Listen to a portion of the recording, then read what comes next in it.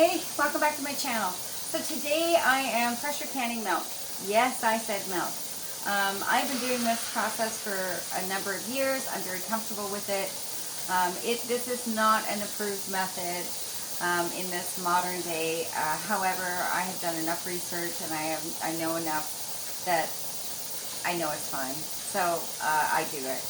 I love having this on my pantry shelf. We're not sure about the times ahead right now, so you want to be very vigilant. Make sure you have everything you need. Make sure you have a variety of things on your pantry shelf so you don't get food fatigue.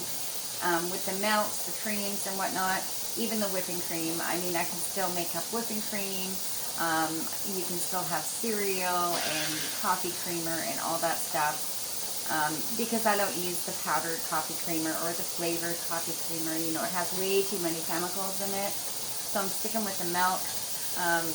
Now, this process is something that you can do your own research on. This is something that was done in the mid-1800s by everyone. It was a very common practice. The FDA came around in the 1860s, and they, at that point, said that it wasn't safe and it wasn't approved by them. So you do you, I'll do me. This is my kitchen, this is what I do, and I just want to bring you guys along with it.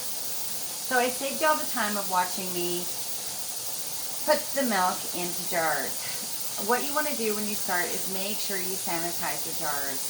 This is a really quick processing time, so having clean jars in the beginning is essential.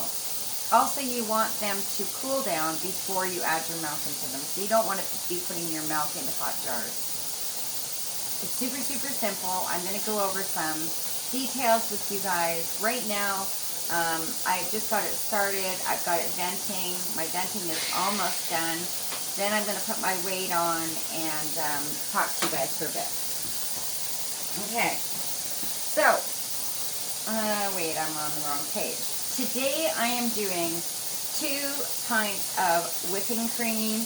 I'm doing 3 pints of homogenized milk. I'm doing 3 pints of chocolate milk and a quart of 2%. So I talked to you guys about sanitizing your jars. And you want to make sure everything's at room temperature. You don't want your canner to be hot before you start it.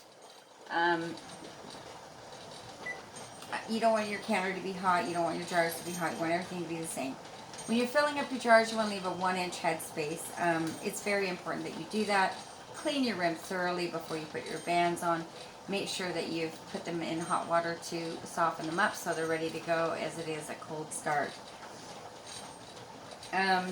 So when you start your process, you want to start it slowly. You don't want to crank it up and have any chance of jar breakage. So you want to start it slowly. I usually start it on like a medium heat, and then after a few minutes I crank it up and let her go. So once the venting's done, like I said, you put your weight on. Now when you're canning milk, basically how it goes is if you're canning 1%, it'll end up like 2%. If you're canning 2%, it'll end up like homogenized. If you're canning homogenized, it'll end up like condensed milk. So it kind of thickens up. The whipping cream does thicken up, but once you shake it up, stick it in the fridge, when you go to pour it, it's the same as when you bought it from the store. So when you're getting your milk, you want to get the freshest milk you can. You don't want to grab something that's like going to expire, or the best by date is going to be up within a few days. You want to get a nice long period, so it's a fresher product.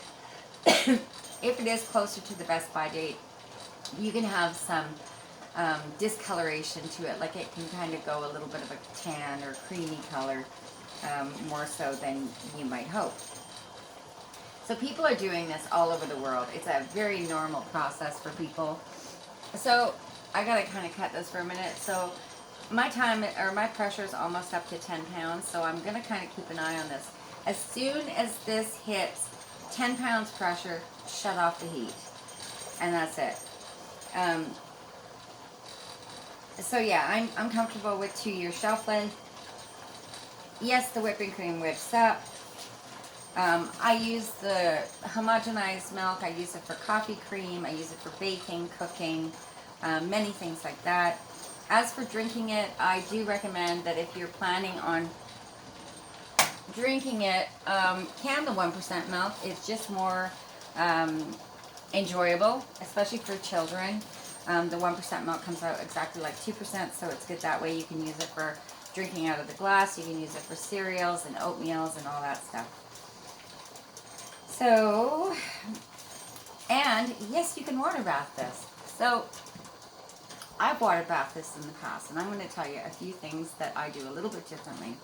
So, a standard way of water bathing stuff is you bring it up to a full rolling rapid boil, and then you start your time, which I do the same thing with this. But once it comes up to that full rapid boil, I keep it boiling, but I bump the heat down just a little bit so it's not such an aggressive boil. It really doesn't need it. Now, the processing time for water bathing is 60 minutes.